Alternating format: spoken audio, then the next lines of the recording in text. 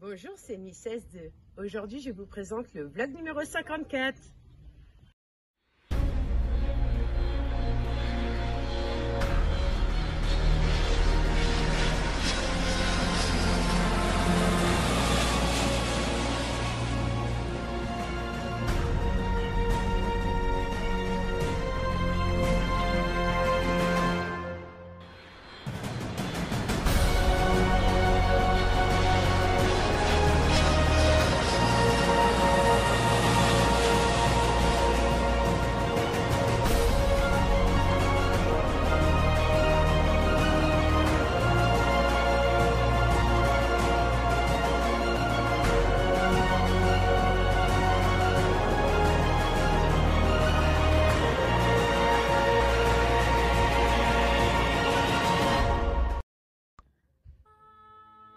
Je vais visiter un endroit où on fabrique de l'huile de noix.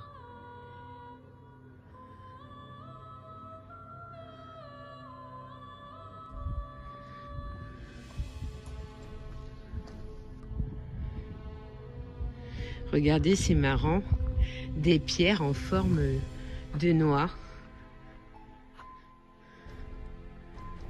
Ces outils que nous utilisons pour le ramassage et le séchage des noix nous permettent de limiter le temps d'exposition des noix à l'humidité et au final nous avons des noix d'excellente qualité gustative et qui se gardent très bien tout au long de l'année. Après ce séchage, les noix peuvent être commercialisées en coque. Mais pour nous qui fabriquons de l'huile à partir de cerneaux de noix, il nous faut encore les énoiser et les décortiquer, c'est-à-dire casser leur coque afin d'en extraire le cerneau. C'est l'étape suivante avant de produire notre huile. Et pendant longtemps, les noix étaient cassées à la main.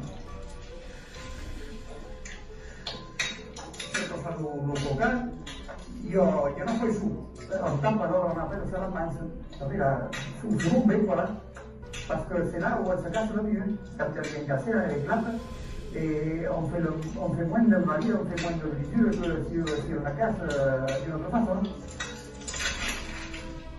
Et c'est plus facile à décortiquer. Si vous le sortez le cerneau à l'entier, vous le enlevez toute la ligne avec la pointe du couteau. Mais des fois, en ne repliant pas la ligne, vous faites la ligne, ça casse. Si vous l'avez l'entier, ça casse. On commence à 7 heures, 7h30, la 10 heures par la nuit. Et là, il fait 1 kilo. Et le bon café. À tous les deux. Les extras, c'est pour décorer des gâteaux, pour les pâtissiers, ça. Les invalides, ils en font des gâteaux au noir, ils font des fromages au noir aussi. Ils font du pain aussi au noir.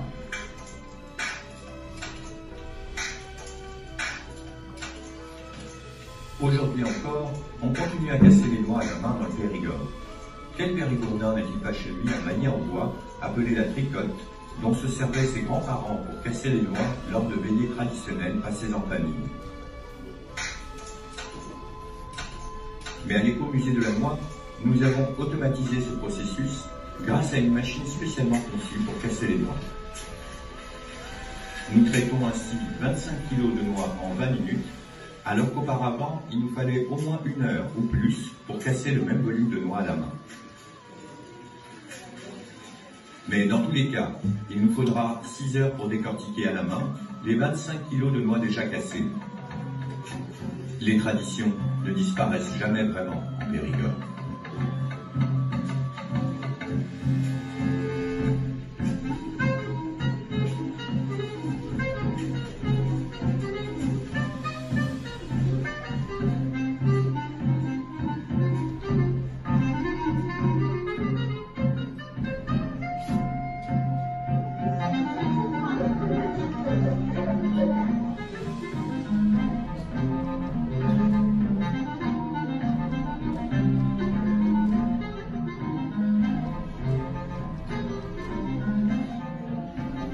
Après avoir été décortiqués, les cerneaux de noix vont servir à produire l'huile de notre exploitation.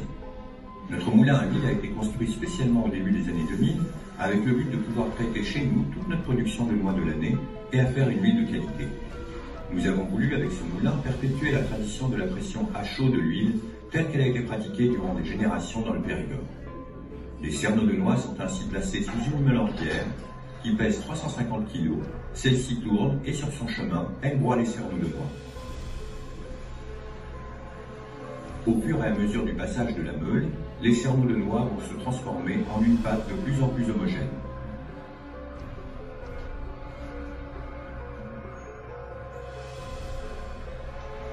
Pendant que la meule tourne, nous préparons la poêle qui chauffera la pâte de cerneaux de noix écrasée.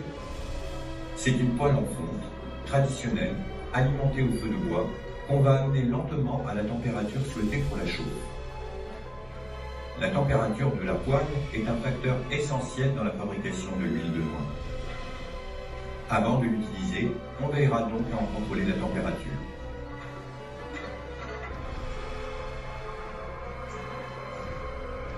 Au bout d'environ une demi-heure, la pâte de noix est devenue une purée homogène qu'il est temps de chauffer. Les 25 kg de cerneaux de noix broyés ont donné 25 kg de pâte qu'on dépose dans la poêle. Cette pâte va être chauffée pendant 30 minutes à 80 degrés environ. La chauffe de la pâte est l'étape la plus importante de la fabrication de l'huile de noix. La poêle ne doit être ni trop chaude ni trop froide. Au besoin, on régule la température de chauffe en ajoutant du bois. Cependant, la pâte ne doit pas être grillée ou trop cuite. Elle doit être juste chauffée afin de doser la saveur que l'on voudra donner à l'huile de noix.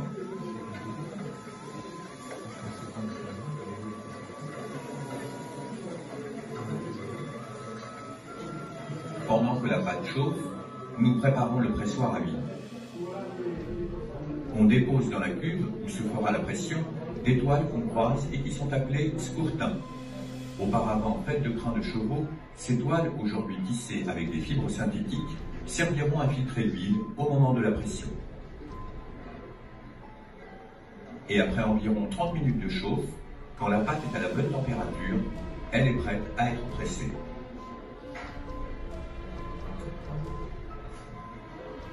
Notre moulin à vide nous permet de réaliser jusqu'à 6 pressions par jour.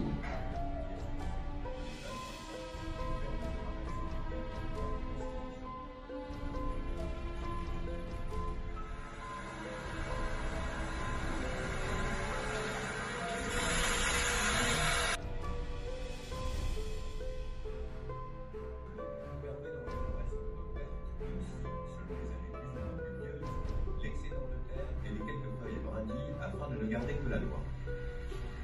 Notre production de noix étant certifiée bio, nous n'ajoutons aucun traitement au produit de lavage et les noix sont donc rincées uniquement à l'eau claire. Toutes les noix de l'année sont ainsi rincées chaque jour de la récolte et à la sortie du rinçage, elles retrouvent leur couleur marron clair d'automne. Les noix sont ensuite triées pour enlever celles qui seraient éventuellement cassées ou bien si certaines, malgré le rinçage, auraient encore gardé leur coque verte. Pour enlever cette bogue, on utilise alors une machine appelée l'écaleuse. On y déverse les noix.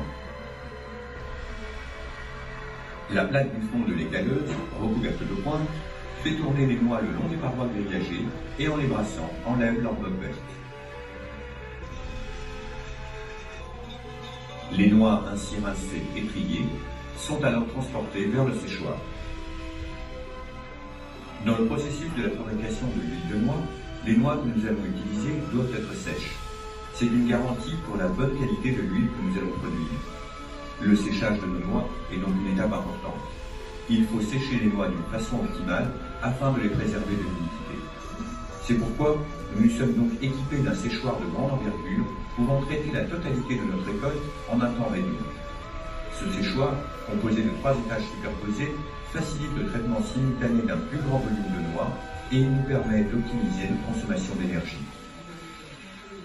Pour le séchage proprement dit, nous utilisons un vieux principe. En une semaine de décantation, l'huile de noix est prête à être mise en bouteille. Cette mise en bouteille de notre huile s'effectue directement sur notre exploitation.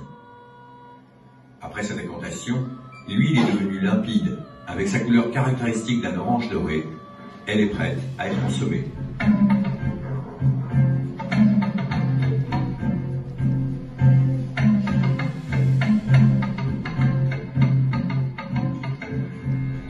L'huile que nous produisons à l'écomusée est certifiée issue de l'agriculture biologique.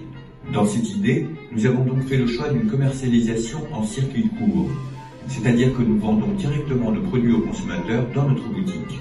C'est pour lui un gage de qualité et de traçabilité de nos produits.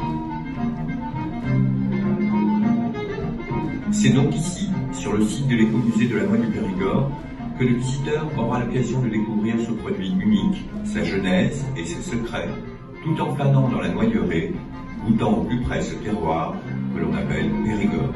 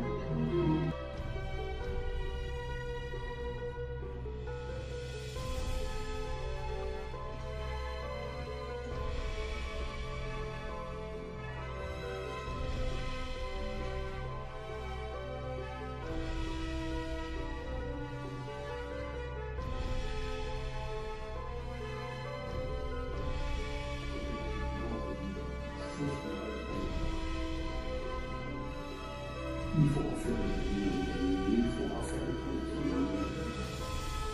Les propriétés humaines et vous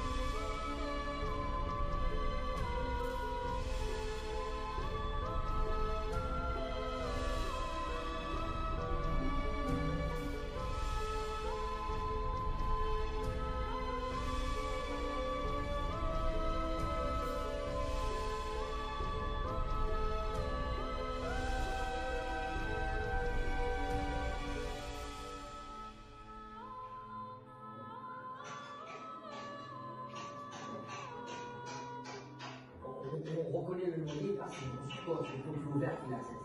Et quand on a des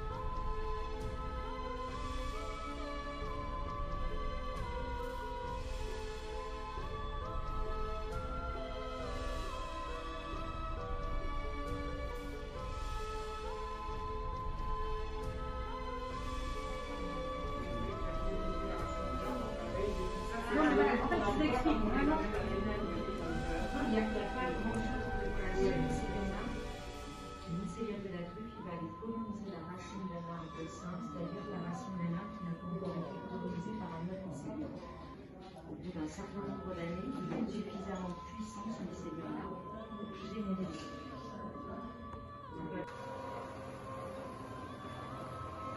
Alors actuellement je suis avec Alexandre. Donc là,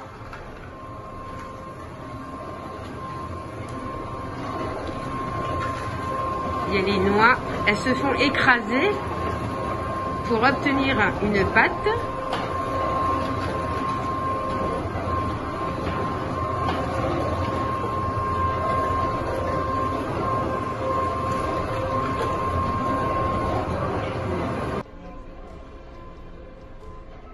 D'accord.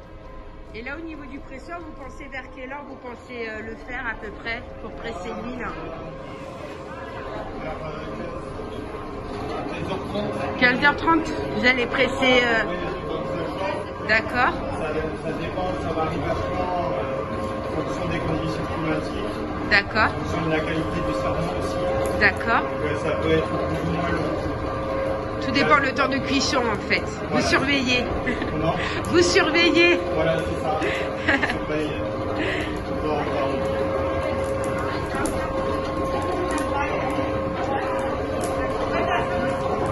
Bah, je vous remercie beaucoup Alexandre. Et puis bah, peut-être tout à l'heure pour le pressoir, l'utilisation du pressoir. On verra bien. En tout cas, oui voilà, vous êtes, c'est un peu large quoi, de dire avant. Mais voilà, je préfère pas me lancer sur une heure précise parce que des fois ça varie vachement. Oui, en fait c'est différent. Voilà, c'est ça, tout à fait. Bah, en tout cas, je vous remercie beaucoup de votre, y a pas de quoi. de votre participation, Alexandre. C'est normal. Merci pour la chaîne Sœur Planète.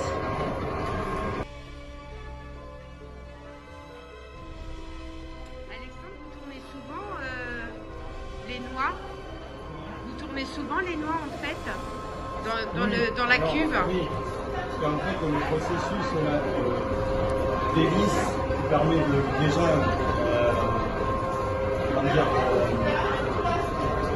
en fait, ça coince. Déjà, de mélanger.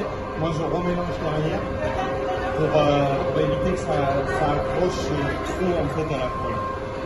Il y a déjà ce qu'on met d'hélice qui permet de mélanger, mais en fait, elle ne mélange pas assez bien pour. Il faut l'aider en fait à mélanger. Et il ne faut pas qu'il y ait un endroit qui brûle un autre. Et que ça soit homogène. Voilà, il faut vraiment. D'accord.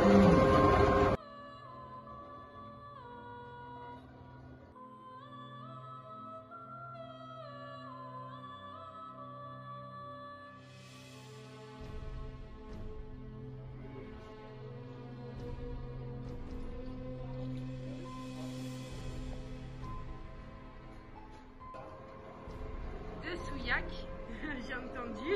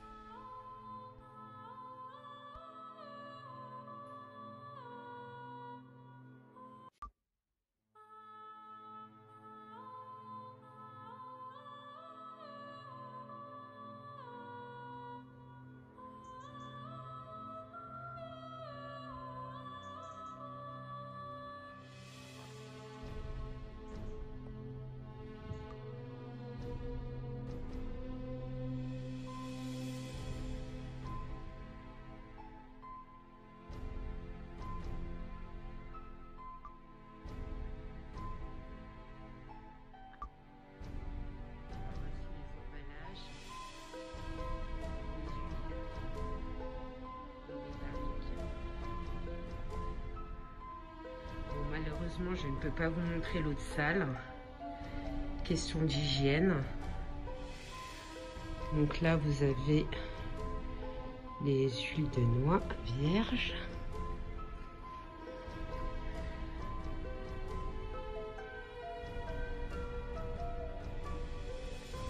Et voici le final.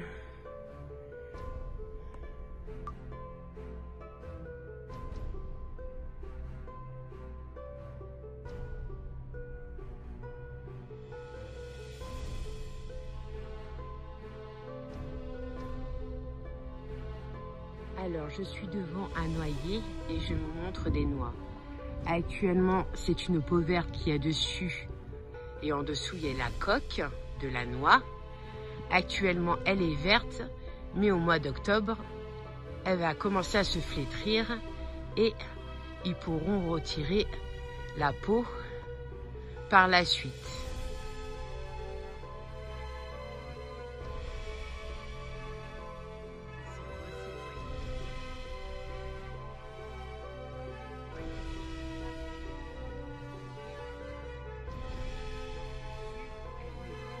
Elle commence à se flétrir. Voilà un exemple. Actuellement, je me situe où il y a des allées de noyer. Généralement, la noix est mûre pendant la période du mois de octobre.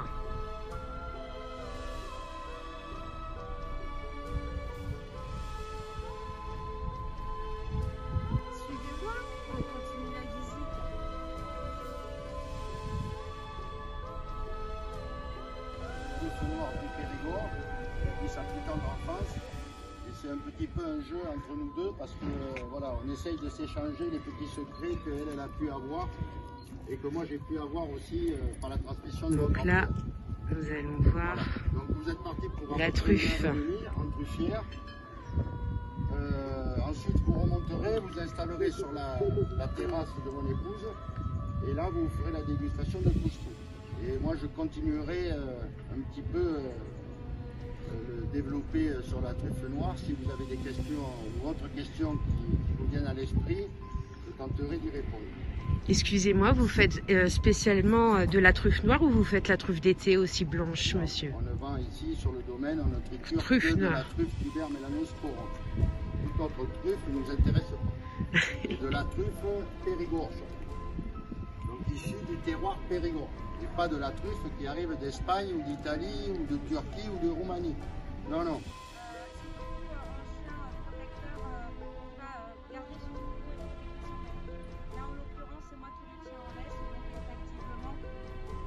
Il va chercher à me protéger, donc c'est très bien, on va garder 2-3 mètres, protocole Covid, donc ça fait tout en même temps. Ça fait protocole Noxo et protocole Covid, c'est parfait. Voilà, on va tout faire en même temps. Donc effectivement, ici on est dans notre plantation de noyers, et effectivement la noix c'est vraiment ce qui va faire vivre le domaine et qui va permettre effectivement à cette entreprise de 7 salariés de fonctionner, c'est vraiment la noix. La noix, aujourd'hui, nous, on est propriétaire, Monsieur Chambon est propriétaire d'un domaine de 7 hectares de noyers bio. Ils sont tous à peu près des années 80, donc ils ont une quarantaine d'années. Ils sont vraiment en pleine production et conduits en agriculture biologique depuis 1996, certifiés depuis 1999 en AB. Donc aujourd'hui, effectivement, on s'approche à grands pas de la récolte. Alors, le terrain est très bien entretenu toute l'année parce qu'effectivement, il y a une promenade à faire dans le verger. Donc, si on veut que les gens aillent se distraire, eh bien, dans la noyeraie pour que ce soit plaisant. Et d'autant plus là, on a encore plus la pression parce que il faut que ce soit nickel pour pouvoir récolter les noix. Le passage des machines demande effectivement à ce que l'herbe soit assez rase pour pouvoir aspirer les noix. Donc là, c'est intensif la tonte. On espère faire une récolte correcte. On a eu une gelée au printemps. Il y a une partie qui est un peu moins productive, une partie qui est très productive. Donc normalement, on devrait faire une quinzaine de tonnes en récolte cette année. Encore, ce qui devrait nous permettre de faire fonctionner notre musée tout au long de l'année. Aujourd'hui, effectivement, On presse de la noix sur 2 moulins, le moulin traditionnel que vous avez vu fonctionner aujourd'hui. Et également une presse moderne à froid qui fonctionne 2 jours par mois. Et ça sera en début de semaine prochaine où on va faire de la presse moderne à froid. On fait à peu près que 20% dans cette presse moderne. 80% de l'huile que l'on presse, elle est faite à la vieille presse. Pas 80% du temps, 80% de l'huile produite. On peut penser que ça demande plus de temps à l'ancienne, mais pas nécessairement. Ça nous permet effectivement aujourd'hui de proposer tous les parfums en fait en termes d'huile de noix. À froid, à chaud, que l'huile de noix, on veut torréfier, plus ou moins torréfier, on fait ce que l'on veut. On a vraiment tous les panels de l'huile de noix qui sont disponibles. Et ça, c'est effectivement ce qui fait vivre la propriété. Et ensuite, eh ben, effectivement, comme le disait Laurent tout à l'heure, on s'est bien trouvés tous les deux. Parce qu'on a à peu près le même vice en fait. Parce que la truffe, en fait, on va le classer dans la catégorie vice. Quand on est tombé dedans, c'est foutu. Hein. Ça, c'est comme les cèpes. Pour ceux qui, un peu plus communément, ont eu la chance d'aller ramasser les cèpes une fois dans leur vie. Premier panier de cèpes et c'est bon, on est dans la nasse. Hein. Et là, c'est pareil. Hein. Première truffe trouvée, on est dedans. Voilà. Et en plus, il y a toujours la chance du débutant. Moi, je l'ai eu aussi. Voilà. Premier jour, plus belle truffe que j'ai jamais levée. Donc, effectivement, ça, c'est un vice et c'est foutu. Après, il y a un lien qui se crée avec l'animal. Et donc, voilà. Après, c'est en tout. Je peux vous poser une question, madame? La plus grosse truffe que vous ayez trouvée au niveau du kilo ici, au niveau de la truffe? Alors, moi, à titre personnel, c'est 435 grammes. Ah, quand même. Voilà. Quand même. Après, la légende va vous dire que la plus grosse truffe, c'est 10 kilos. Voilà. Ça serait assez énorme, je crois. Voilà.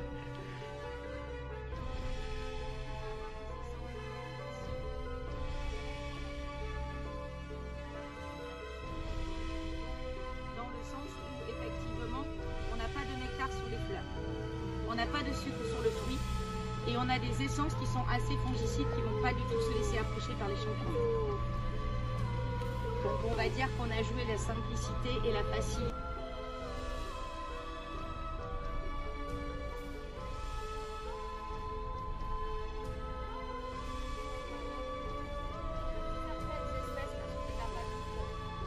D'arbres qui sont susceptibles de supporter la truffe. Donc au niveau des espèces d'arbres qui vont pouvoir supporter la truffe, on va avoir le chêne vert, celui qui reste vert 365 jours par an, celui qui a le feuillage vert bouteille là, assez foncé. Donc ça c'est un chêne vert, il est vert toute l'année, au printemps il va régénérer ses feuilles, les nouvelles feuilles vont faire tomber les anciennes, donc en fait en permanence il sera vert. Juste à côté, un vert un peu plus tendre, on va avoir le chêne pubescent. C'est celui tout simplement qui va perdre ses feuilles chaque année en hiver. Donc on va l'avoir ici, mais également en Bourgogne pour le chêne pubescent. On va avoir également le noisetier qui est caché derrière le noyer là-bas. Ensuite, on va avoir le tilleul, le charme et le pin noir du Liban.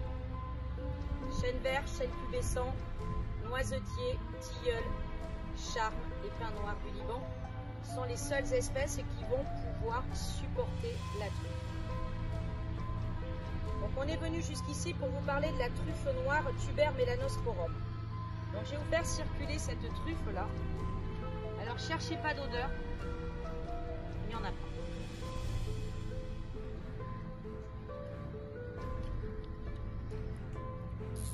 C'est une nouvelle.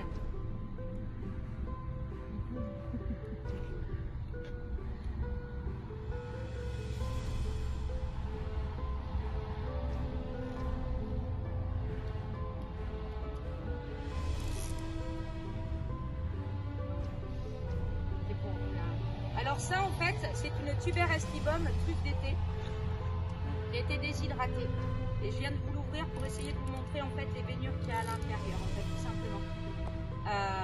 Donc elle a été déshydratée, on a une chambre froide à fruits secs, ça tombe très bien, on déshydrate ce qu'on veut dedans, c'est parfait. Et du coup en fait, bon alors déjà la truffe d'été en elle-même, elle n'est pas très parfumée, mais une fois qu'on l'a déshydratée, bah là cherchez pas, il n'y a plus rien du tout. Simplement, ce que je veux vous montrer en fait au travers de cette truffe, eh bien, ce sont les petits picots qu'il y a dessus. Toutes les truffes que l'on va pouvoir trouver en France, sur le sol français, elles seront toutes semblables. Elles auront toutes la peau noire avec des petits picots ici. Ça ne fait pas juste une pointe, ça fait une pointe avec des espèces de petites facettes. On appelle la truffe noire le diamant noir du Périgord parce que justement, ces petits picots-là, ils vont avoir en fait un petit peu la taille des diamants. Les diamants, on a un plat sur le dessus, un biseau avec des facettes et une pointe en dessous avec plein de facettes. Et bien, c'est un peu le diamant retourné. On va avoir des petits picots sur ces petites, sur la peau. Peau noire, petits picots et veinures à l'intérieur. Là, c'est pas très marqué, mais toutes les truffes, elles ont toutes des veinures blanches à l'intérieur. En fonction de l'espèce de truffe, et on va en trouver 4 différentes en France, on va avoir la chair en elle-même qui changera de couleur. Mais il y aura systématiquement des veinures blanches à l'intérieur de la chair des truffes. Pas bouger, Noxo. Pas bouger.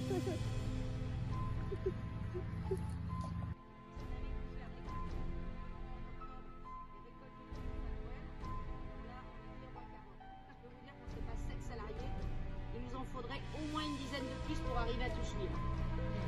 Voilà. Et les chiens, il n'y en aurait pas qu'un, on aurait la meute. Voilà. Donc effectivement, c'est un peu la seule déception du domaine, c'est qu'effectivement, malheureusement pour nous, on ne pourra pas trouver de truffes sous les noyers. Donc on va s'approcher effectivement de notre petite plantation de truffiers. Si tu veux bien me donner la peine, Nono, on y va.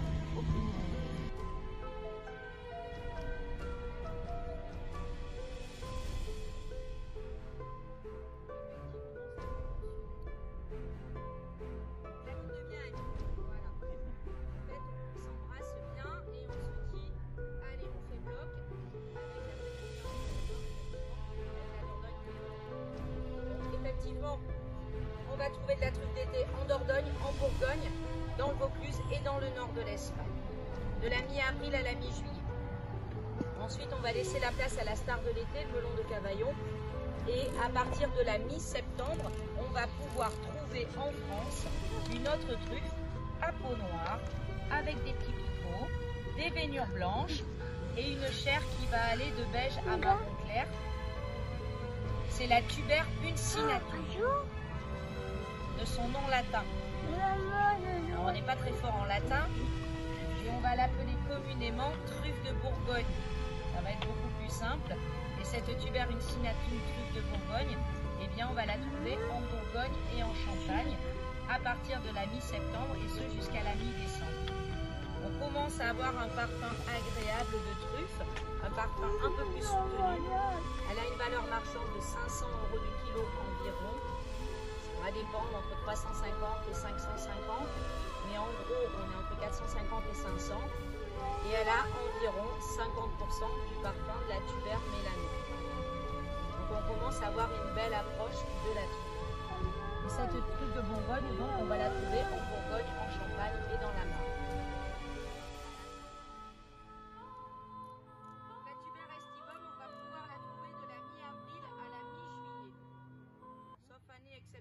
Comme la 2021, chez ma mère qui vient de m'envoyer un message, vient de ramasser des truffes. Bon, je la rappellerai ce soir pour savoir si c'est des truffes noires, enfin, où c'est qu'elle les a trouvées. Elle se lance dans la truffe, ma mère. Savoir si elle les a trouvées sur les truffes noires et c'est des rejets, ça veut dire qu'on va faire une très belle récolte de truffes noires. Ou si c'est de la retardataire de truffes d'été. Alors si c'est de la retardataire de truffes d'été, ça m'intéresse pas du tout. Je préférerais que ce soit des rejets parce qu'elles sont trop fines. S'appelleront de leur nom botanique du Périgord.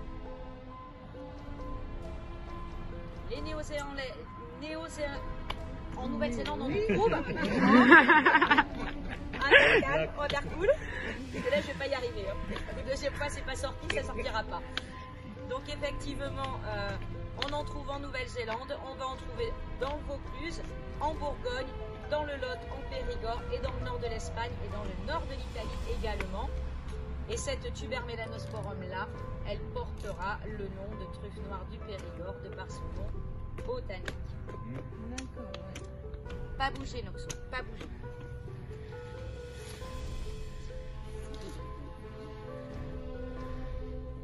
Donc effectivement, on va avoir de la truffe noire Tubermelanosporum à partir de la mi-décembre. Et ce, jusqu'à la mi-mars officiellement. Officiellement, quand on achète une truffe à la mi-mars, elle est plus très fraîche.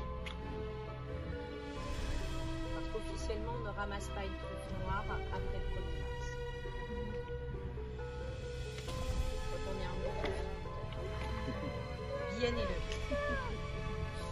Et effectivement, à partir de la mi-décembre, on trouvera également en Périgord, dans le Vaucluse et dans le nord de l'Espagne, la petite sœur de la tubermélano, c'est la tuber brumale. Alors la tuber brumale, en fait, elle va être très parfumée, mais avec un parfum déséquilibré, musqué.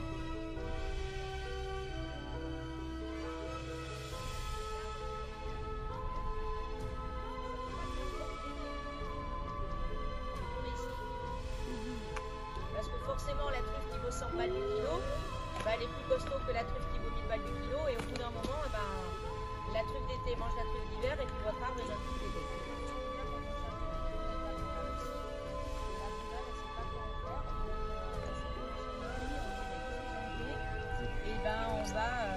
On va faire du pigeon truffé, quoi.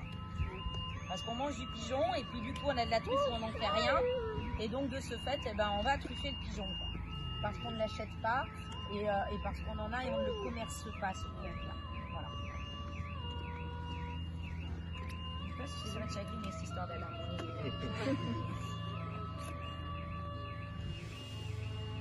Alors la Tubermelanosporum, effectivement, c'est vraiment la grande star de la truffe. Elle a un cours qui est très très haut, entre le 20 et le 30 décembre, parce que bien sûr, c'est la star des tables de fête. Hein. Et donc effectivement, entre le 20 et le 30 décembre, pour Noël et le 31, tout le monde veut de la truffe noire sur la table. Et on est sur les prémices de la récolte. Donc peu de marchandises et beaucoup de demandes. Les cours s'envolent. On arrive à monter à 1350 le kilo ici en Périgord, sur les marchés locaux. Donc j'aime autant vous dire que c'est acheté 1300 le kilo le matin à 11h à Sarlat. Nettoyé vite fait, mis dans la petite sieste. Et puis après, hop, on prend la voiture, on monte à Rungis, 4h du matin. Elle est là, arrive à 9 facile. À Rungis, maison de la truffe à Paris, Tubermélano fraîche, un 24 décembre. Et donc, pour les arbres hautes, il faut que les essences ne soient pas trop puissantes, ce qui n'est pas le cas du noyer, c'est trop puissant. On a le chêne pubescent, le chêne vert, le noisetier, le charme, le tilleul et le pin noir du Liban qui vont accepter de se faire coloniser par le mycélium de la truffe. Une fois que le mycélium a pénétré dans la racine de l'arbre, les pointes de filaments de mycélium sont invisibles à l'œil nu tellement c'est fin. Donc ça va pénétrer dans les rainures de la racine de l'arbre et ensuite l'arbre va nourrir le mycélium. Le mycélium en échange, on sait qu'il va apporter du phosphore à l'arbre. Et le mycélium va également se nourrir par les nutriments qui sont présents dans le sol. Au bout d'un certain nombre d'années, le mycélium va être suffisamment costaud et péchu pour générer des truffes. Ce nombre d'années-là va varier en fonction de l'arbre hôte. Pour des choses qu'on connaît en fait. Donc on va avoir le noisetier qui est un arbre avec une croissance rapide, il faut compter entre 6 et 8 ans. Plus la croissance de l'arbre elle est rapide, plus le mycélium apportera des truffes rapidement. C'est-à-dire que l'arbre sera suffisamment grand rapidement pour pouvoir nourrir ce qui se passe en dessous. Plus la croissance de l'arbre est longue, plus le temps pour nourrir ce mycélium pour qu'il puisse générer des truffes sera long. Donc le noisetier 6 à 8 ans, le chêne vert 10 à 12 ans, le chêne pubescent petit 15 à petit 18.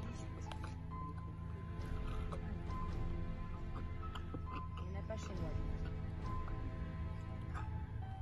Il n'y en a pas chez moi, il n'y en aura pas chez moi. Parce qu'en fait, le problème du noisetier, c'est qu'il est très généreux, le noisetier. Le noisetier, il a plein de racines. Et il y en a toujours une de disponible pour le mycélium qui passe. Ce qui se passe, c'est quoi? Vous avez un arbre qui porte la truffe noire, noisetier, qui a une quinzaine de racines. Vous en avez 3 avec la truffe noire. Vous avez le mycélium qui passe, qui capte. Plus costaud, plus péchu. Il grossit et il étouffe l'autre. Pas très grave ici. Mais ça peut être un vrai problème chez certains. Donc effectivement, au bout d'un certain nombre d'années, eh bien, ce mycélium sera suffisamment costaud parce que l'arbre l'aura nourri, parce qu'il se sera nourri des nutriments du sol, et on sait qu'on va pouvoir avoir des trucs. On va avoir un phénomène visuel pour nous qui va nous permettre de savoir si ce mycélium est suffisamment costaud, c'est-à-dire qu'à l'emplacement où le mycélium est présent, on va avoir une zone que l'on appelle de brûlé, c'est-à-dire une zone qui va être vierge de végétation. Il n'y aura pas de bonne ni de réserve. Il y aura simplement des mousses et des lichens parce que la terre ne va pas être à nu. Et là, effectivement, on n'a pas d'herbe. Pourquoi? Parce qu'il n'y a plus de nutriments dans le sol. Donc, si l'herbe ne peut pas se nourrir, c'est que bas-dessous, tout a été compris. Pourquoi on appelle ça une zone de brûlé? Parce que quand on fait brûler un tas de branches, pendant 4 ou 5 ans, il n'y a pas d'herbe qui pousse. Donc, en fait, on appelle ça une zone de brûlé. Un peu terre à terre en périgord. Le paysan, il est très terre à terre.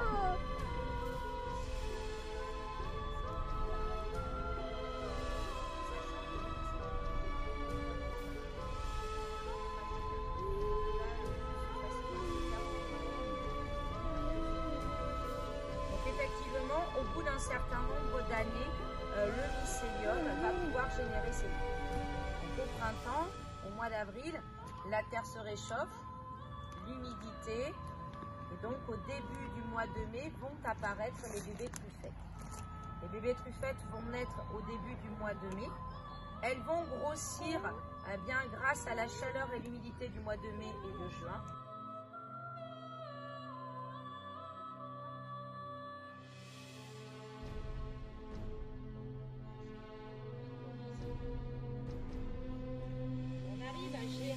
Certaines choses. Donc en fait, il y a des pépiniéristes spécialisés, notamment les pépinières Robin du côté de Lyon, qui sont quand même assez pointus là-dessus. Ils vont aller cueillir des glands dans les chênes avant qu'ils ne touchent le sol. Ils vont les mettre à germer dans un terreau qui aura été stérilisé, c'est-à-dire vierge de tout autre mycélium, sous serre. Donc un pot, du terreau stérilisé. Et ensuite, effectivement, ils vont mettre un gland à germer. Sous serre, température élevée, humidité, le gland va germer, donnera un petit arbre.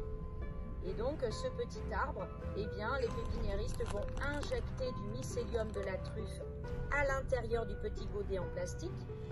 Avec l'humidité et la chaleur, le mycélium se développe. Et comme il y a 4 côtés en plastique, il ne peut pas s'échapper. Il va coloniser la racine de l'arbre disponible dans ce pot. Et ce sont ces plants-là que l'on achète. Donc ce sont des plants mycorhizés à haute potentiel en fait de porter des truffes plus tard dans l'avenir.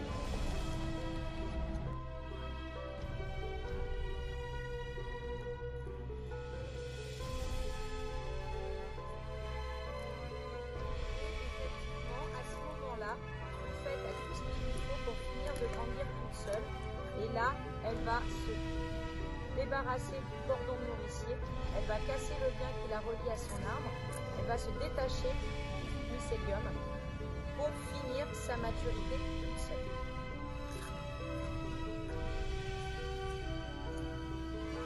Aujourd'hui, en fait, si on n'avait pas cet orage du 15 août, c'est absolument pas un souci. On sort les canons d'arrosage avec de l'eau d'irrigation, de récupération de pluie.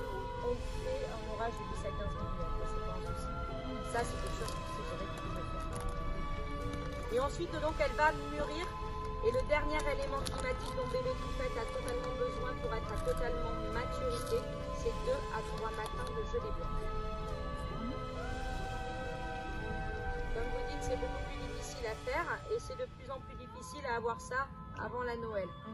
Donc en fait, on a inventé une nouvelle date sur le calendrier, c'est le 20 décembre. Au 20 décembre, on va chercher les truffes. Qu'il pleuve, qu'il vente ou qu'il neige, on va chercher les truffes parce que c'est la période de la plus forte demande. Et on a toujours 1 ou 2 clients qu'il faut satisfaire. Donc à un moment donné, il faut aller chercher les truffes, effectivement. Et c'est pour tout le monde pareil, tous les producteurs de truffes, au 20 décembre, ils n'y tiennent plus. Starting block, on est prêt, au taquet, on y va. On ramasse ce qu'on peut. Et voilà, donc on est pressé d'y aller et on y va en courant. Et on y passe en courant. On y passe en courant, c'est-à-dire qu'en fait, on va faire ça très rapidement pour lever vraiment que ce qui a le plus de parfum.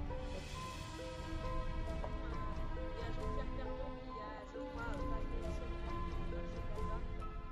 Les centres d'ouverture du marché d'Albac, à des centres de partage de l'ouverture du marché d'Albac.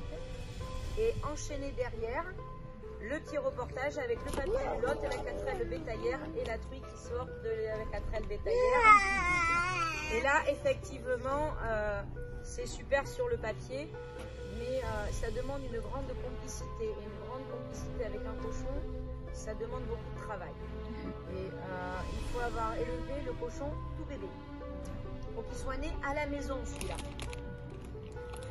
Élevé au biberon, attaché en laisse dès les 8 jours, promené tous les matins, 365 jours par an, pour bien l'habituer.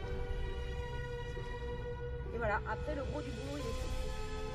Une fois qu'on s'est promené le cochon en laisse, on a fait le boulot pour aller au bout. Parce qu'il n'y a aucun autre travail pour faire tout fait un cochon. Voici 2 tartines où dessus il y a du beurre de truffe. Miss S2 va goûter à la tartine de beurre de truffe.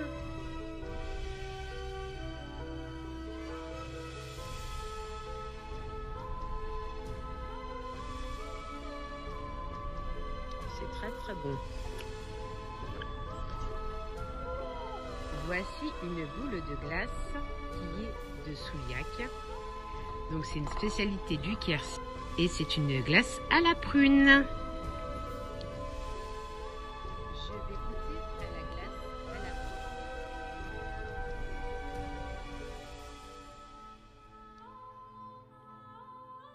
C'est très très bon.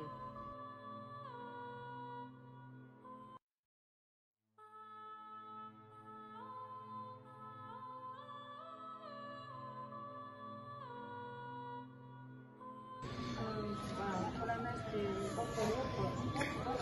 nous on va démarrer. L'abbaye très prospère, c'est une seigneurie monastique. Le seigneur de Sarlat, c'est l'abbé. Il fixe les règlements, il ramasse les impôts. Voilà, bon, je simplifie. Mais il y a plus de 100 moines. Des possessions jusqu'en Gironde, jusqu'en Lot-et-Garonne.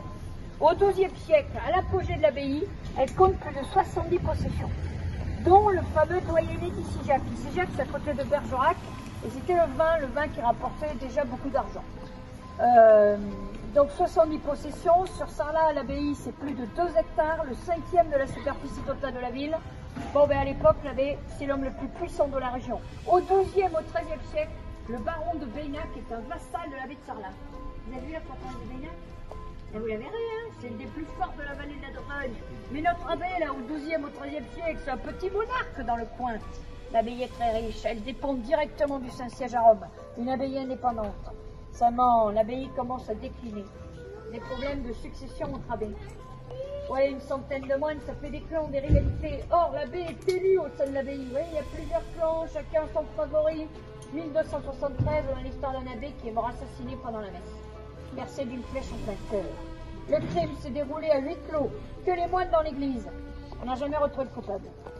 7 ans d'enquête, pas de coupable. Un émissaire du pape qui est venu enquêter, pas de coupable. Mais à mon avis, c'était un moine. Ah, vous y aviez pensé aussi.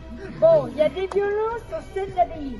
des violences avec les habitants. Ils réclament leur autonomie, ils font des procès tout au long du XIIIe siècle. Ils réclament toujours plus de prérogatives et le droit d'élire leurs propres représentants. En 1299, le roi de France, Philippe IV le Bel, tranche en faveur des habitants. Il va signer la charte de franchise. La ville devient franche, autonome. Elle se libère de l'abbaye. 4 consuls à Sarlat comme représentants de la bourgeoisie. Oh, une sorte de conseil municipal. Ils étaient 4 parce que la ville était divisée en 4 quartiers, un consul par quartier. Seulement là, le pape a pas dit son dernier mot. Pas question d'abandonner Sarlat.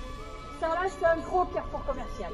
C'est pile à mi-chemin de Cahors, Périgueux, Brive, Bergerac et la vallée de la Dordogne. Aujourd'hui en voiture, on est à 1 heure de route de ces 4 villes.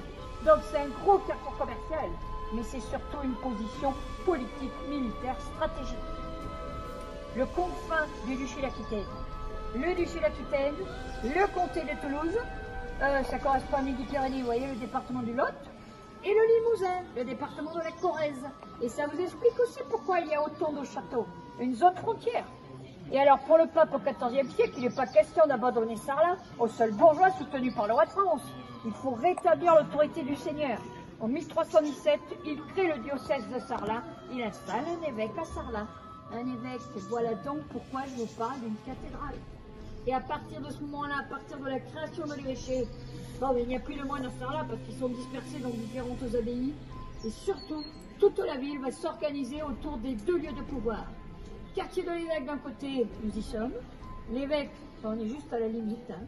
Mais l'évêque seigneur de Sarlat jusqu'à la Révolution. Donc, quartier de l'évêque d'un côté, de l'autre, le quartier des consuls. Le pouvoir civil, enfin le pouvoir religieux, non, remarquez, aujourd'hui ça se résume à ça. Mais à l'époque, c'est plutôt le seigneur de Sarlat qui se trouve être évêque et les consuls, c'est-à-dire la commune représentée par les consuls. Voilà, le seigneur, la commune. Mais aujourd'hui, ça peut se résumer à religieux civil, c'est-à-dire la cathédrale et la mairie. Toute la ville est organisée autour des 2 quartiers. L'urbanisme reflète la séparation des pouvoirs du Moyen-Âge. Un peu moins d'1 minute d'écart entre les cloches. La cathédrale est à l'heure, la mairie est un petit peu en avance. Ouais, ça sonne pas en même temps. Bon, alors bien sûr, la cathédrale a remplacé l'église de l'abbaye. De l'église romane, de l'église du XIIe siècle, on ne le voit plus d'ici. Hein. Mais il reste le clocher qui forme le port de la cathédrale. C'est pour ça que souvent on démarre devant le clocher, parce que c'est un clocher roman. Donc le clocher qui forme le porche de la cathédrale, et derrière cette grande cathédrale gothique entre le XVIe et le XVIIe siècle. Bon, en gros, toute la partie arrière de l'église, là, le chœur, c'est début du XVIe, 1500-1530, et la nef elle-même, c'est 1680-1685. Mais fin du XVIIe siècle, on fait encore du gothique dans le sud. C'est tardif, c'est un peu massif, hein, vous avez vu de l'extérieur, ça a une allure de forteresse. On est loin des grandes cathédrales gothiques de la moitié nord de la France. L'extérieur est massif, forteresse, l'intérieur est très sobre. Je ne sais pas si je vais être rentré dedans, mais on va dire qu'à l'intérieur, le décor, ce sont les lignes architecturales elles-mêmes. C'est très sobre, mais c'est un grand volume, une grande ampleur à l'intérieur, un côté forteresse à l'extérieur. Ça, c'est le gothique méridional. Et le plan est très simple. La nef, le chœur. Il n'y a pas de transept. Bon, elle est dédiée à Saint Sacerdoce, OS à la fin. Il n'est pas très connu, ce saint. Il était évêque de Limoges au 7e, au 8e siècle. Personne n'est d'accord sur la date, c'est un saint semi-légendaire. Mais bon, il est bien dans les annales. Il a accompli les miracles. Il a guéri des lépreux. Il a ressuscité son père. Bon, surtout les lacs Caldiac, c'est-à-dire à quelques kilomètres de Sarlat, c'est un saint local. Et les moines de Sarlat avaient récupéré les reliques de Saint Sacerdoce. La cathédrale est toujours dédiée à Saint Sacerdoce. Pas très usité le prénom. Saint Sacerdoce, c'est le fils de Sainte Mondane. Il y a un petit village à côté qui s'appelle Sainte Mondane. C'est une sainte locale. Et on est saint de mère en fils. Bon, alors voilà la cathédrale. C'est juste mot, hein. Il y a beaucoup de lieux dit. En général, dans le sud-ouest, on dit pêche. La grotte de Pêche-Merle dans la vallée du Lot. Puèche dans l'Aveyron. Puy en Auvergne dans les Limousin. Le Puy-de-Dôme, le Puy-de-Sancy, voilà. Puche-Puche vers Bordeaux, Pouche-Puche-Puy en Catalogne, Pays-Pouille. Tous ces mots sont dérivés de podium en latin, le mont, la petite hauteur. Voilà, autour de Sarlat, on dit pec, du coup vous pouvez dire pêche, on comprend aussi. Alors on est au fond du vallon, protégé par l'épée. Au 9e siècle, une église, une abbaye, avec une date, mars 1597. On sait que c'est une jeune femme qui est morte de la peste à la fin du XVIe siècle. Son mari l'a fait enterrer. Son mari veut être enterré avec sa femme. Deuxième inscription. Johannes, Jean, de Céron, c'est son nom. Bacarius, vous lisez Bacarius, il était banquier. Et là, il laisse un vide pour mettre la date. Il n'y a pas la date. On ne sait pas si quelqu'un a pris la peine de l'enterrer auprès de sa femme. Ou alors il est toujours vivant. Un immortel. Enfin voilà, des tombeaux, et partout il y avait les tombeaux des grandes familles de Sarlat. Les grandes familles, c'était un privilège d'être enterré là, tout autour du cœur, au plus près du sacré, en première position. Enfin, espérait-il, hein. Mais les droits d'enfeu se payaient cher, c'était un privilège. En fait, ça veut dire 11 hectares à visiter. Oui, on ne verra pas tout, hein. Je peux le dire tout de suite. On essaie de voir le maximum, il faut 2 jours pour tout voir en détail. Mais on a la surface, on a des rues, on a des murs. La grande question, ce sera pourquoi la ville est aussi bien conservée, mais on la garde pour plus tard quand je vous en aurai montré plus. En même temps, là, on évoque toujours la ville au Moyen-Âge. Bon, c'est vrai qu'on a les rues, on a les murs, on a la surface. Ouais, mais la ville du Moyen-Âge, on ne peut pas l'imaginer. 6 000 habitants à l'intérieur des remparts au XVIe siècle. Aujourd'hui, tout est habité. Mais aujourd'hui, sur les fameux 11 hectares, il y a environ 800 habitants. Quand les cités au XVIe siècle, on n'imagine pas les surpopulations. On va revenir pour les amis. Alors, bien sûr, Sarlat est au-delà de son cœur historique. Aujourd'hui, c'est une ville de 10 000 habitants. Enfin, 9 000 et quelques, on a perdu des habitants, mais on a revenu à 10 000. Une sous-préfecture de 10 000 habitants, sur la surface du Moyen-Âge, 800 habitants. 6 000 au XVIe siècle, mais ils construisaient dans tous les sens. Au-dessus des rues, au-dessus des cours, pas de notion d'urbanisme, c'est sombre, pas pavé, la boue, les poules, les canards, les cochons en liberté, les beaux collecteurs à ciel ouvert au milieu de la rue, 100% bio.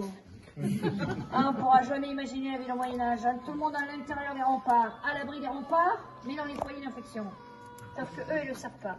Alors on est dans la ville du Moyen-Âge, on n'est pas tout à fait dans l'ambiance. On n'a pas les odeurs. Pas de regret.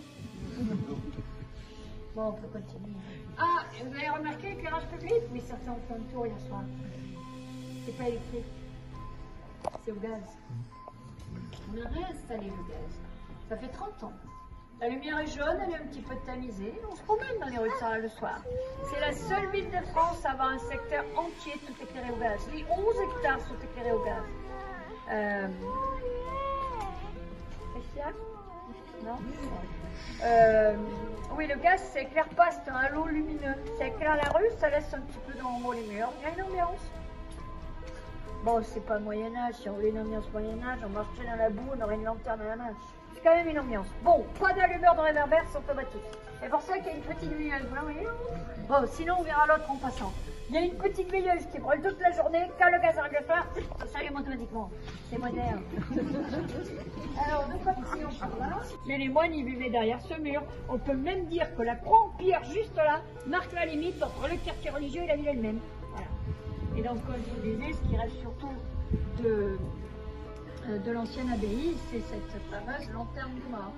D'ailleurs, ça aussi, ça fait partie du mystère, parce que finalement, on avait une grande abbaye, après on a un petit évêché qui est coincé entre l'évêché de Cahors et l'évêché de Périgueux, et au XVIe siècle, autour de l'évêque, il faut imaginer une quinzaine de chanoines. Mais ils n'auront plus les moyens d'entretenir tous les bâtiments. Alors ils vendent. Le cloître est démonté, il est vendu en jardin privé. Et donc, aujourd'hui, quand on se promène du côté sud de la cathédrale, de l'autre côté, vous allez voir, il y a des petites cours. C'est cours des fontaines, cours des chanoines, cours du cloître, vous voyez. C'est l'emplacement des bâtiments. Mais tout ça, ça a été transformé, disparu. Et la lanterne des morts, on a perdu sa fonction d'origine. On ne sait plus à quoi elle servait à l'origine au sein de l'abbaye, mais elle va traverser les siècles, intacte. Ça veut dire qu'on a continué à entretenir. Ça veut dire qu'elle est restée importante dans la cité. On ne savait plus à quoi elle servait, mais elle reste importante. Et ça aussi, ça fait partie du mystère. Vous voyez, cette importance qu'elle a dans la ville, au point de traverser les siècles et de nous arriver intacte du milieu du XIIe siècle. Voilà. Bon, elle va fonctionner jusque dans les années 1950. Seulement le premier éclairage public, les premiers réverbères sont installés dès 1808. Mais à quoi ça fonctionnait avant le gaz? À l'huile de noix. C'est l'huile de base ici, vous avez vu les noyers? Vous voyez un verger? C'est les noyers. Voilà. C'est la seule huile. Vous voyez, toi, l'huile de noix, on éclairait les rues de Sarlat, l'huile de noix. Un éclairage à la noix. Je ne peux plus résister, c'était trop petit. La lumière dans le réverbère, il ouvre la porte, il descend le réverbère, et a porté une petite clé. C'est comme ça qu'on s'est repéré de nombreux emplacements des anciens réverbères à l'huile. Des niches, des manuels, des portes, des crochets. Bon, il y a des projets, hein, mais ce serait un réverbère. On va pas repérer sur la l'huile. Mais il y a un projet d'en mettre en situation pour montrer comment ça fonctionnait. L'éclairage à l'huile de noix. Donc en passant, vous repérez la niche c'était la et noisette, des moi. câbles dans la pierre. Il y a l'huile de noisette aussi, hein. Il y a l'huile de noisette ici aussi, dans le Périgord. Oui, mais c'était pas l'huile la plus courante. Voilà, c'est la noix. C'est un peu plus au sud. Mais maintenant, on plante les noisetiers, voilà. Parce qu'on cherche des solutions à l'arrêt du tabac aussi. Oui, c'est vrai que c'était beaucoup, il y avait beaucoup de champs de tabac dans les années 1900. Tout à fait. Oh, même, Mon arrière-grand-père, il avait des champs. oui, ça fait 10 ans que vraiment on a commencé à arrêter. Hein. Et ça a disparu là, dans quelques années. Mais donc c'est pour ça que vous allez voir beaucoup de jeunes noyerets aussi. Hein. Et puis aussi, mais un peu plus au sud, mais c'est vrai, des noisetiers. Mais moins. Et même on plante aussi des châtaigniers, des châtaigneraies. Oh, surtout la truffe. Dans lequel siège le représentant du roi de France. Et cette nouvelle noblesse que j'ai commencé à évoquer avec la tour, là, c'est de la noblesse de robe. Eh bien, c'était essentiellement des magistrats qui gravitaient autour du présidial. Des magistrats au service du roi. Les fleurs de lys et la salamandre. Bon, alors bien sûr, je suis d'accord, la salamandre est associée au roi François Ier. Ouais. Mais elle n'est pas exclusive à François Ier. D'autres villes, d'autres seigneurs ont pu choisir une salamandre, c'est juste à la mode à l'époque. Par exemple, si vous trouvez une salamandre en décoration dans une église au XVe siècle, c'est très fréquent, hein. C'est l'image. L'image est juste qui préserve la paix de son âme malgré les attaques. C'est juste au milieu des flammes, au milieu des tentations. C'est ça la salamandre. Résistance, fidélité. Seulement, bien sûr, à partir de François Ier, elle sera associée à François Ier. François Ier, il faut la diffuser partout. Mais elle n'est pas exclusive à François Ier. Et a priori, selon les dates, on a choisi une génération avant lui. Non, mais c'était juste à la mode à l'époque. J'ajoute une tour. C'est quoi la tour? C'est l'escalier à vis qui dessert les étages. C'est un symbole aussi. Souvent on parle d'une tour de noblesse. Oh oui, on n'a pas un château, on a un hôtel particulier. Il n'y a pas la place pour le château. Seulement la tour, c'est l'idée du château.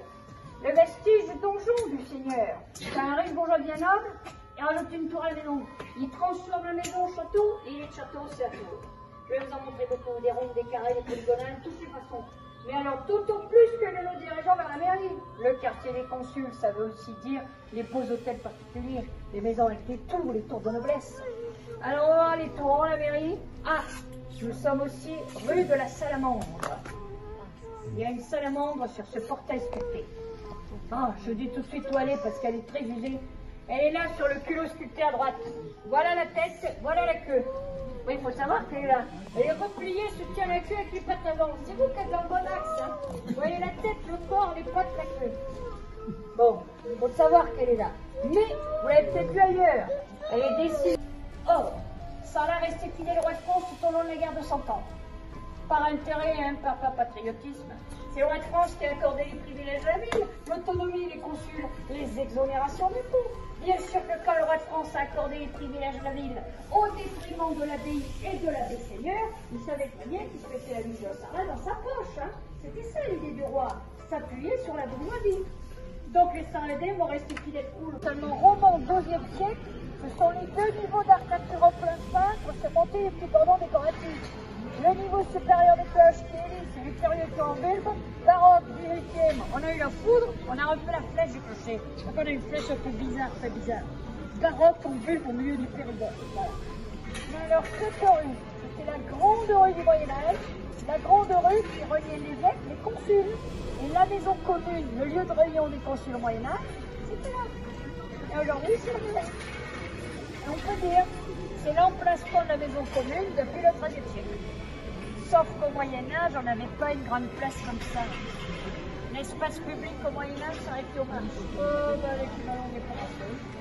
Et alors là où nous sommes, là, c'est des construits. Des maisons, des constructions, la rue au milieu. Et au XVIIIe siècle, en 1727 exactement, un grand incendie. Une Allemagne qui a volé. Ils en profitent, ils vivent dans l'espace et ils créent la grande place. Révolution, place de la Liberté aujourd'hui.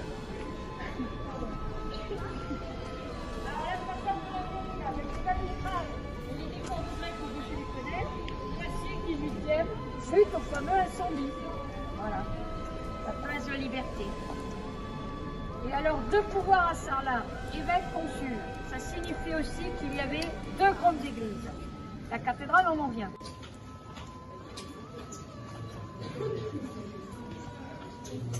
Bon, on s'approche du parc.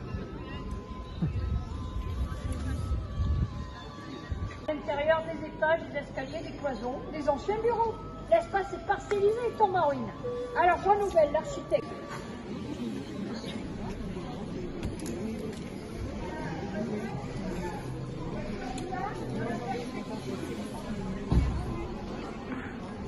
Alors ici, il y a le marché de Sarlat. La nef dans laquelle est installé le marché. Et le cœur disparu, juste ici. Vous repérez le départ de Romain, de chaque côté de la porte, et les pierres qui dépassent le long du mur, les deux côtés. Parce que l'église à l'origine, elle est là. Le mur arrière est contre la rue. La table d'hôtel, le curé, derrière moi, les fidèles dans la nef. Mais donc, cet espace en bas, il n'a jamais été fait pour être fermé. Il n'y a jamais eu de porte ici du temps de l'église. C'était libre, passage du cœur à la nef, libre. Alors aujourd'hui, on a un travail de restauration qui date de l'an 2000, un travail par l'architecte Jean Nouvel. Et Jean Nouvel, il travaille avec les matériaux de Jean. Il travaille avec lui, mais il ferait la statue, c'est le cadeau de Sarlat, c'est personne n'a pas discret. C'est l'inverse. Lui, il veut libérer le grand art. Parce qu'il n'est pas fait pour être fermé, mais il avait toujours été fermé depuis la démolition du chœur. Alors lui, il le libère enfin. Et il installe des portes géantes de la hauteur de la voûte. Pratiquement 16 mètres de haut, 3 tonnes et demi chaque porte. Alors on l'ouvre, on la ferme tous les matins, celle de droite. Là au sol, sous les plaques métalliques, il y a un rail, et la porte glisse sur le rail. Seulement elle s'ouvre qu'à moitié. Le mur ne peut pas porter 3 tonnes et demi. On l'ouvre à 45 degrés. Et alors l'idée de l'architecte, projet initial de Jean Nouvel, entre-ouvrir les portes, restituer un petit peu de l'ancien volume du cœur disparu, donner la perspective sur la nef à l'intérieur, et marquer la blessure, la rupture, la perte du cœur. C'est la cicatrice sur l'église, c'est la porte, libérez-la. Et puis c'est le gris, l'austérité du gris. On ne fait rien de décoratif, c'est fonctionnel, c'est le marché, mais aussi et surtout le gris. C'est le gris des toits en pierre. Toit gris, mur jaune, porte grise. Voyez l'idée? Les deux bâtiments se juxtaposent, le marché de l'église, l'église n'a pas peur de montrer ses blessures. Les portes s'ouvrent sur le cœur disparu. C'est l'idée, mais ça ne fait pas tout à fait l'unanimité. Badaud de Sarlat. Le fronton triangulaire et le tour. Vous le repérez? Allez, alors le tour, elle est construite en même temps que la maison du voisin.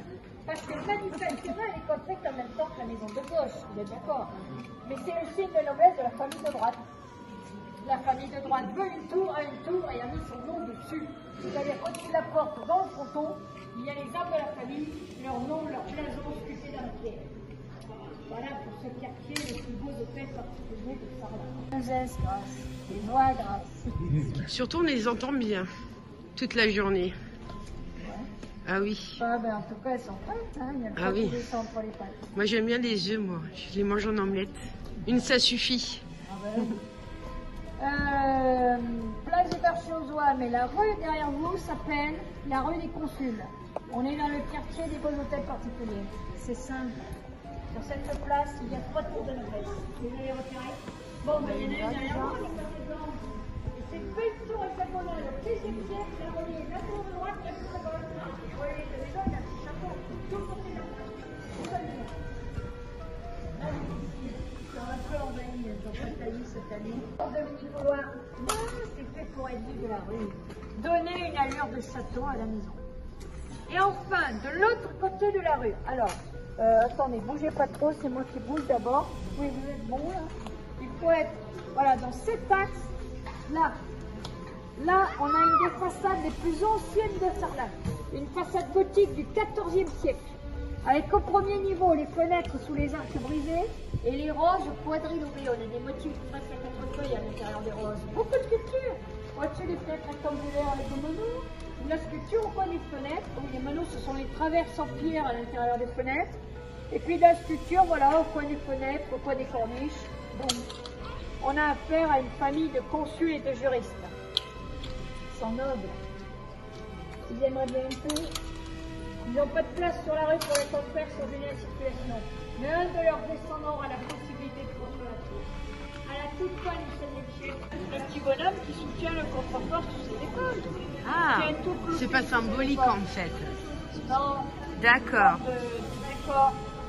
Il a déjà des versions rectangulaires, il a plus qu'à ouvrir avec ses écoles. Oh, pardon, excusez-moi. Il n'y a plus de province, mais je veux dire, il n'y a plus de micro depuis longtemps. Alors il rouvre l'ouverture de la rosace et il met du verre transparent. C'est une vitre, hein. Ça fait un peu miroir, mais c'est juste une vitre. Transparent du verre sur la fenêtre. Le plein de l'acier, mais là si ça s'ouvre, c'est un jeu sur le plein et le vide, le matériau minimum, le plus sobre possible. Vous allez me dire de l'autre côté, c'est 16 mètres de haut. Hein. C'est quand même l'idée. Et puis l'idée aussi, allez, mais l'idée qu'en quelques jours, on pourrait retirer tout le verre sous la suite. On n'a pas touché à ça du point de vue d'un restaurateur du Belgique.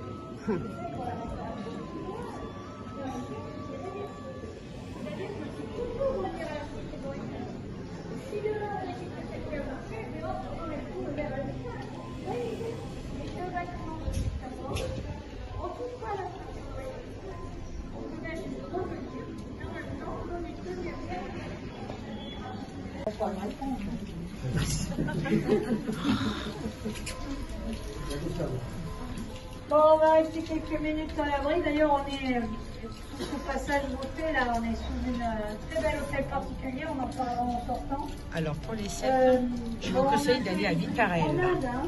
La ville de Vitarel, il y a les cèpes. Mais quand même, déjà, on se rend compte de la cité minimale. Les rues, les hôtels particuliers, la surface. Et vous le disiez, ma grande question, c'est quand même pourquoi la ville est aussi bien conservée. Bon, quand je me pose la question, ce que je veux dire, c'est qu'il y avait d'autres villes que Sarlat. Des villes qui, au XVIe siècle, étaient plus belles que Sarlat. Enfin, peut-être. Mais elles ont été modernisées. Et Sarlat a été conservée du début du XVIIIe siècle. Hop, elle arrive intacte aujourd'hui. Mais qu'est-ce qui s'est passé? La ville était relativement riche, on en reparlera, mais il y avait 6 000 habitants au XVIe siècle. Il y avait des nobles, il y avait des magistrats, il y avait un évêque, un présidial, un palais de justice royale. Sarlat au XVIe siècle, c'est une ville aussi importante que Périgueux ou Bergerac. On a 3 villes rivales. 3 villes rivales jusqu'à la Révolution. Et à la Révolution, Sarlat perd tous ses privilèges. On perd les titres d'évêché, on perd le présidial, le palais de justice royale. D'un coup, c'est plus qu'une petite sous-préfecture, une petite ville coincée au fond d'un vallon, à l'écart des routes, à l'écart de l'industrialisation, à l'écart de la modernité. Une malchance d'un point de vue économique. Et les gens fuient Sarlat, ils vont chercher du travail ailleurs. Bergerac, Périgueux, Sarlat est équivalent au XVIe siècle. Mais aujourd'hui, Bergerac, c'est plus de 2 fois et demi Sarlat par le nombre d'habitants. Et Périgueux, c'est plus de 3 fois Sarlat. Pour Sarlat, c'est une malchance pendant des dizaines et des dizaines d'années. La ville se replie sur elle-même, le cœur historique est abandonné. Eh bien, en gros, Sarlat n'a plus aucun intérêt politique. Parce que longtemps, la source de la prospérité de la ville, c'est cette position politique stratégique là, aux confins des duchés d'Aquitaine. Ça forme un U. Je suis à l'intérieur du U. C'est la maison de Jean de Vienne. Il est ministre du roi Henri IV, intendant de finances. Il veut un palais dans sa ville natale. Ça, c'est le royaume de France. Sarlat n'a plus aucun intérêt politique. Et Sarlat a guère d'intérêt d'un point de vue économique. Vous savez ce que ça veut dire par définition, le Périgord noir? Alors aujourd'hui, c'est la partie la plus prestigieuse du Périgord noir. Le féminin est très usé, mais on pense que c'était la reine Marie de Médicis. Et au milieu, c'est un M. C'est la famille des Malvines. La maîtresse. Les Malvines possèdent cette maison depuis pratiquement 200 ans. À Sarlat, on dit soit l'hôtel de Vienne, soit l'hôtel de Malvines. Et donc aujourd'hui, c'est toujours une maison. Ah, mais chez Malvines. Mais bon, à l'intérieur, c'est pas un château, hein, c'est redécoupé, c'est loué. Il y a une galerie d'art, il y a la toile. Là, enfin, il a un petit château. Et alors, au milieu, entre les maisons, le pavillon central.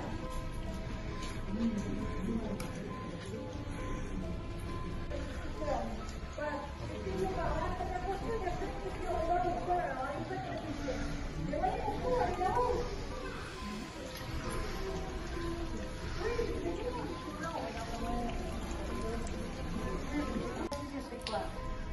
pas. Bon, c'est comme le Moyen-Âge. Il n'y avait pas les riches d'un côté et les pauvres de l'autre. De toute façon, au Moyen-Âge, il n'y a pas de travers, il n'y a pas de calcul de droit. Au Moyen-Âge, les riches, grandes façades sur la rue, la lumière, les fenêtres, avoir pignon sur eux, et les pauvres dans les arrière-cours dans les toits, dans les greniers, c'est plutôt mélangé. Pourquoi est-ce qu'à Sarlat, on dit les riches, les pauvres? C'est après le percement de la rue. On perce la rue en 1837, toute l'activité économique va se concentrer dans la rue moderne. Et ensuite, il reste une activité sociale et économique entre la cathédrale et la mairie. Le quartier quand même faire là, il n'y avait même pas l'eau courante dans toutes les maisons. On a même pensé à raser des maisons parce qu'il y avait urgence, c'était en ruine. Et c'est là qu'intervient, en 1962, la loi André Malraux. La loi pour la restauration des villes historiques, qu'on appelle aussi la loi des secteurs sauvegardés. Sarlat sera la première ville en France à bénéficier de la loi Malraux. Ça va être la ville pilote pour la restauration et la rénovation d'un centre urbain complet. On a revu les façades, on a revu les toitures, on a refondé et en même temps on a apporté le confort moderne. Gros chantier, installation de réseau d'égout. Tout ça, ça ressemble à un musée de géant. C'est un décor de cinéma, on tourne beaucoup de films. Mais c'est d'abord une ville. Derrière les façades, les appartements, les bureaux. La maison de la voie ici, des bureaux. Et puis, bon, là, c'est dimanche, donc c'est assez calme, hein, mais vous avez compris, il y a les voitures partout. C'est une ville. C'est une ville presque comme les autres. Presque. Et alors, le passage des petites tours, là, ben, créé pendant les travaux, dans les années 1960. Le phénomène n'est pas propre à Sarlat. Ça va à Sarlat, c'est les villes. À Sarlat, c'est comme si on revenait dans la ville où ça existait. Et je pense que c'est ce qu'il faut retenir. Sarlat, c'est pas la plus belle ville du Moyen-Âge. Enfin, on va dire que c'est pas la plus célèbre dans l'histoire de France. Mais aujourd'hui, c'est bien mieux conservé. C'est-à-dire que sur ces 11 hectares, on peut se promener partout. On peut partir à gauche, on peut partir à droite. Les hôtels particuliers, on n'a même pas besoin d'y chercher. Il suffit d'avancer comme ça.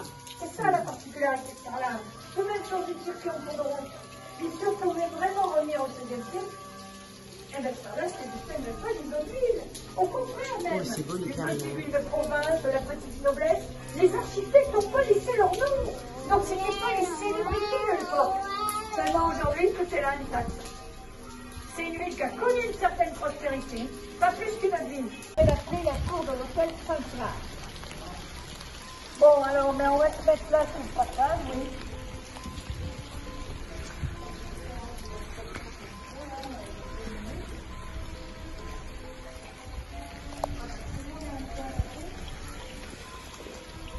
Bordeaux.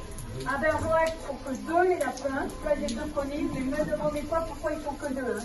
Mais en général, les lapins, qui soient 2 ou 3, c'est les tripots, les maisons closes, les auberges mal famées. L'occasion de grandes camarades. Alors la rue du 6 que nous allons prendre maintenant, c'est une des plus utilisées par le cinéma. Sophie Marceau sur un cheval dans la file de D'Artagnan, là, elle galope dans la rue. Ah oui, j'y pense quand je suis. Donc on rejoint la rue du Siège, et elle démarre... là-bas, vous voyez ça? C'est un bout du rempart, parce que la rue du Siège, c'est la rue qui est parallèle aux anciens remparts.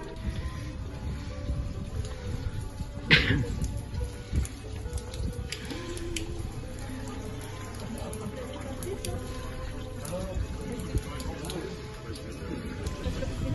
nobles, ils transforment la maison en château. Ouais, les murs. Alors, vous de ce côté, c'est pareil. Mais voyez le mur, la pierre est grossièrement taillée, c'est du moellon. Et la tour, belle pierre de taille, parce qu'on l'a construite dans un second temps, on l'a ajoutée dans un angle saillant, en surplomb. On ne crée pas le sol, on ne gêne pas la rue. On dirait un pigeonnier. Et bien sûr, ça rajoute l'idée d'une échauguette du château fort. Ça fait une échauguette dans un château fort. C'est une petite tourelle dans un angle saillant. Et une petite tourelle en surplomb. Seulement à l'origine, c'est une tourelle de tir, de surveillance. Ça fait partie d'un système défensif. Évidemment que là, c'est pas un système défensif. Voilà, alors est-ce que vous avez des dernières questions, des dernières précisions à demander? Peut-être le nom complet de la commune. Sarlat-la-Canéda. La Canéda, c'est le petit village juste Sarlat, qui a été rattaché administrativement à Sarlat en 1965. C'est pas un qualificatif, comme Brive-la-Gaillarde, Collonges-la-Rose, vous voyez ce que je veux dire, hein? C'est le village à côté, il y a Sarlat et il y a la Canéda. Et le canet en occitan, ça vient de canetum. Cana en latin, c'est le roseau, canetum, lieu planté de roseaux. Toujours l'idée, le fond des vallons, avec les pecs tout autour. Ça explique pourquoi Sarlat est Sarlat aujourd'hui. Il y a l'histoire et puis il y a la géographie. On n'a jamais pu se développer en disant, vous allez dans un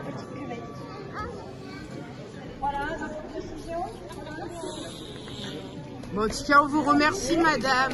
Merci beaucoup. C'était très intéressant. Bon, vous vous rappelez d'origine de la ville, les moines au fond d'un ballon.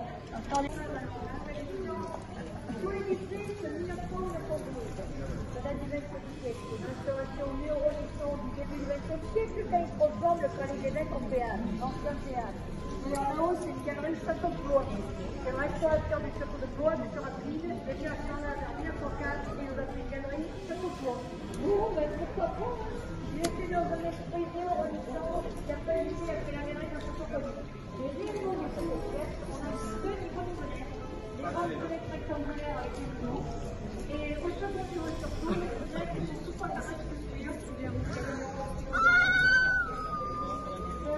Il y a des coquilles sur la corniche, tout en étant. Et alors, je ne sors pas du petit pour revenir un peu vers moi. Alors, je viens avec la maison.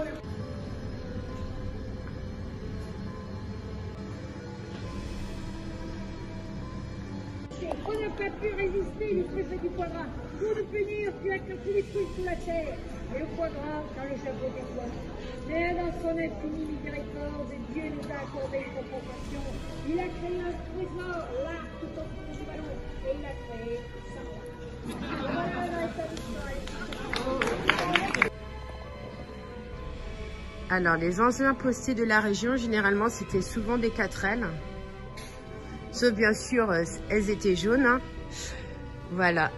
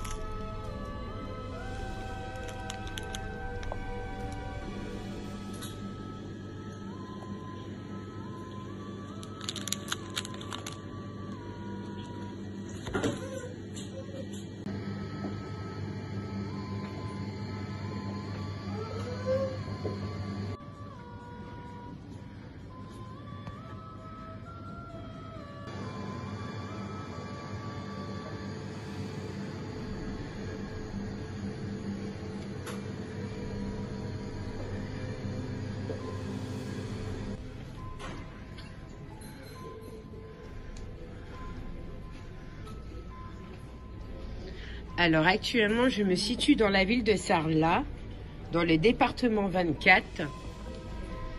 Ça s'appelle également Sarlat-la-Canéda.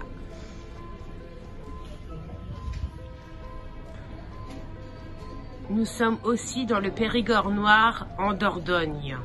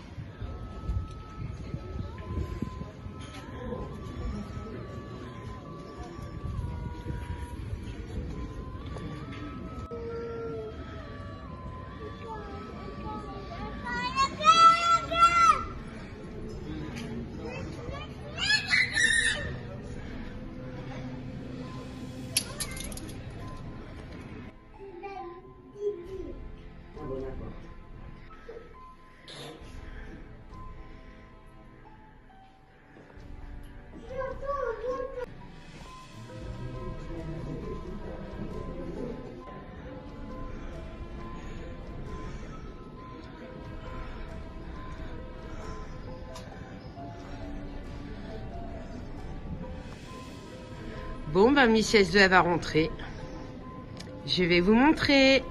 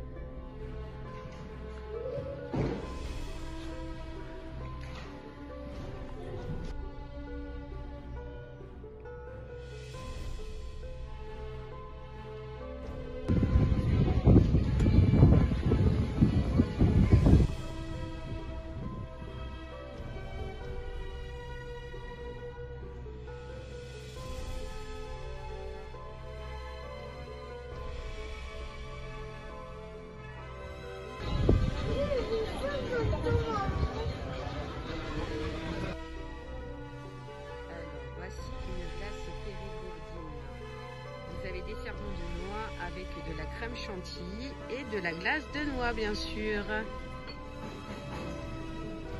Je n'ai plus qu'à déguster.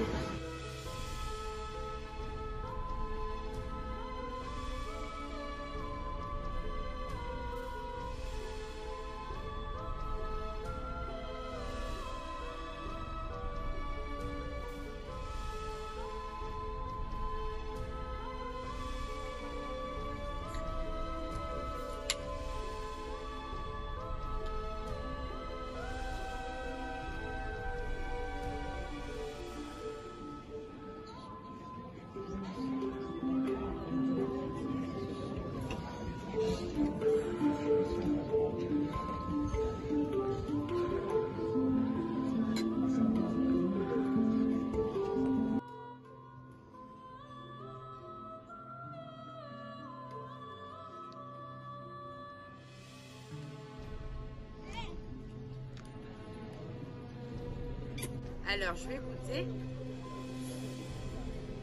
C'est très bon.